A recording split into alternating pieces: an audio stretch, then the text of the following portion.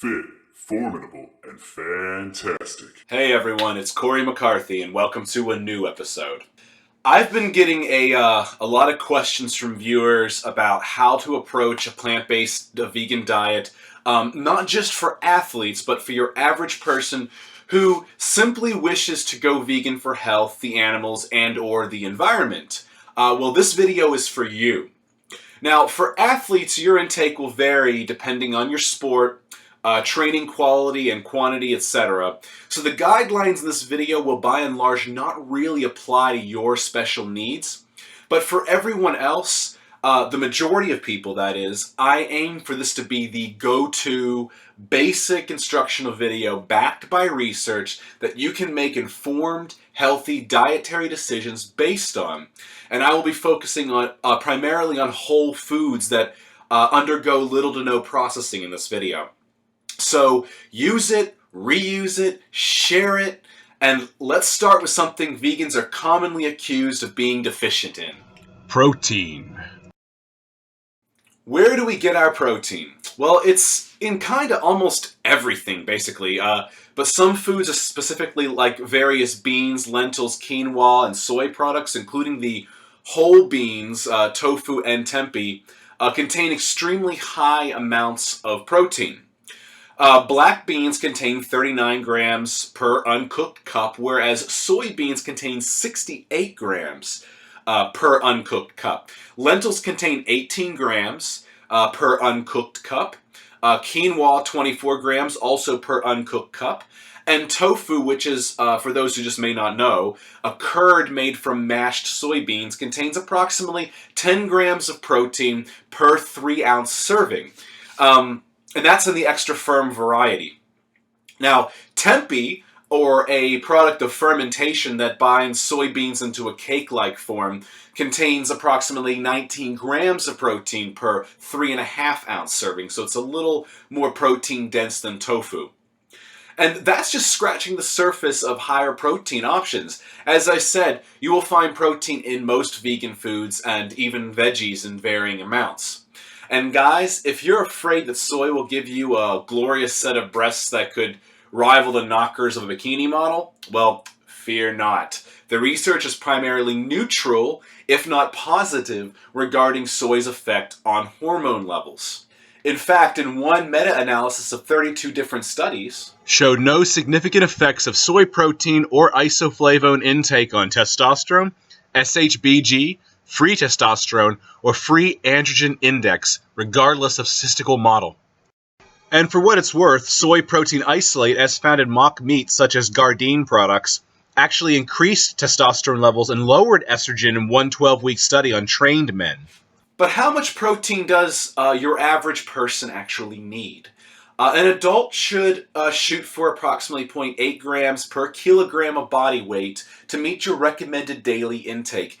This comes to approximately 10% of your maintenance calories.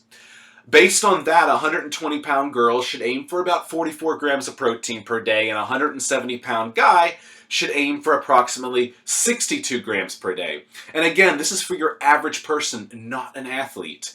So next up, Fat. a lot of vegans fear fat, but it is a necessary part of a healthy diet. And why is that? Because in research, fat intake lower than 20% of maintenance has demonstrated sex hormone decline in men, but also the same effect on those hormones in women. Furthermore, proper dietary fat intake is necessary for the absorption of vitamins, nutrients, and phytochemicals from your diet. Plus, your brain requires fat for optimal health and function. This doesn't imply you should overdo it, but I'd recommend sticking to a minimum of 20% of your maintenance per day. That comes to approximately 0.34 grams per pound of body weight a day, or about 41 grams for a 120-pound girl, or 58 grams for a 170-pound guy. It really isn't that much. And this falls right in the range of what many health orgs recommend, including the fucking American Heart Association, who suggests up to 30% of daily calories from fat. And I will link to the CDC, World Health Organization, Institute of Medicine in the references below, all of which show comparable fat intake ranges to the AHA. So what are some good fat sources for a vegan? Well, think avocados, coconuts, nuts, seeds, nut and seed butters, and this is where I also recommend a specific supplement for vegans. Look for a vegan omega-3 oil supplement containing DHA and EPA derived from algae. There are a number available either in stores or via mail order. I actually get mine from Whole Foods Market, including brands like Flora, which is actually one that I'm currently using, Nordic Naturals, and Spectrum. I recommend consuming 1 tablespoon of an omega-3 oil per day. Do not cook with it, take it straight. This will provide you, depending on the product you purchase, anywhere from 5 to 8 grams of omega-3s for the betterment of your health. Now, lastly, Carbs. this is certainly where the vegan diet shines. So many colorful sources, from fruits to grains. So how much should you aim for?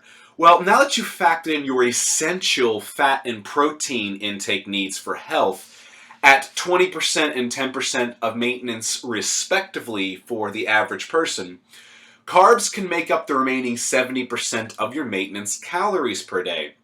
If you want to get down to hard numbers, this comes to about 2.625 grams of carbohydrates per pound of body weight, or about 446 grams for your average 170-pound male, and 315 grams for a 120-pound female. Just bear in mind, some people, approximately half of the global population according to a 2014 paper, are genetically sensitive to starches. If this is you, then focus on higher fruit consumption rather than starches to make up your carbohydrate needs. So what then about calories? Well, I'm trying to keep this video both informative and simple. I also don't want to promote, calorie counting for the average person. But that being said, calories do matter. With possibly the exception of protein in trained individuals, which a 2014 study demonstrated to be highly thermogenic. But generally speaking, the more calories you eat, the more weight you will gain. The less calories you eat, the more weight you will lose. And I know they're not vegan, but people have even lost weight on Twinkie diets merely by keeping to a caloric deficit. I'm just trying to show that calories do matter, but I don't want you obsessing, especially if you aren't involved in some endeavor like bodybuilding where you actually need to. Just ensure you meet your protein and fat needs, which I've previously discussed. Drink water, stay hydrated, and fill up on fiber-rich foods such as fruit and veggies at each meal, and this should help keep your appetite in check. Maintain satiety and prevent overeating. If you want to lose a little weight, merely increase your activity level per day to start with, before you go hacking down your calories, that is. The guidelines that I've laid out in this video are based on rough maintenance needs, so by increasing your activity level, even just a little, you should be able to lose weight safely and at a healthy pace with these eating guidelines that I've laid out. And frankly, I recommend everyone get some form of physical activity each day just for basic health. But if you you'd like a little extra push, you could drop your carbs back by about 0.625 grams per pound of body weight a day and see how that goes. That's approximately 75-gram reduction in carbs for a 120-pound lady, or about 106 grams reduction for a 170-pound guy. I would not, and I stress that, however, touch your fat or protein intakes as I've suggested in this video. Because I've recommended the bare minimums of those based on the research for your health. In conclusion, the final figures I prescribed will look something like this for maintenance calories. I remind you again, this is not for athletes. Now finally, what supplements should you be taking? I've already mentioned a quality omega-3 product a little earlier while I was discussing fat intake, but you should consider a good vegan B12 product. Like the affordable sublingual cyanocobalamin supplement by Now Foods, which I personally take. And before anyone whines, B12 deficiency is common, and not just among vegans. I think everyone should be consuming a B12 supplement, frankly, vegan or not. A deficiency in this vitamin is not to be fucked with, and given that it's water-soluble, you'd have to possess an impossibly rare talent to even overdose on it. But if you want to go another route, vegans can sprinkle nutritional yeast like Red Star on their meals, which contains B12. In fact, Red Star contains 130% of your daily value in B12. But moving beyond B12, I also recommend a quality vegan D3 supplement if you live in an area where you cannot get much sun, or you simply cannot derive benefit from the sun as well as others can. Deva, that's D-E-V-A, and Nordic Naturals, for instance, both make an algae-based vegan D3 supplement. You can find these in stores or, again, via online mail order, as with the B12 that I recommended earlier. But finally, but also not required, women who are having issues with iron levels, especially given menstruation, might consider a quality vegan iron supplement. Such as Blood Builder by Megafood, which also provides B12 as a supportive nutrient. But do get your levels checked before supplementing iron, as an overdose can be fatal. And finally, especially for sexually or athletically active men, you might consider supplementing zinc. Garden of Life, for instance, produces a vegan zinc supplement. And even if you are not sexually active, each time you ejaculate, even by masturbation, you deplete your zinc levels, as it is released in your semen. 3% of U.S. recommended daily intake per load, to be precise. So that's good for your sexual partner, but no bueno for you. It could deplete you. And that's really about it. I hope this has been informative for you, and you can make good use of this, I hope, and even share it with others who might benefit.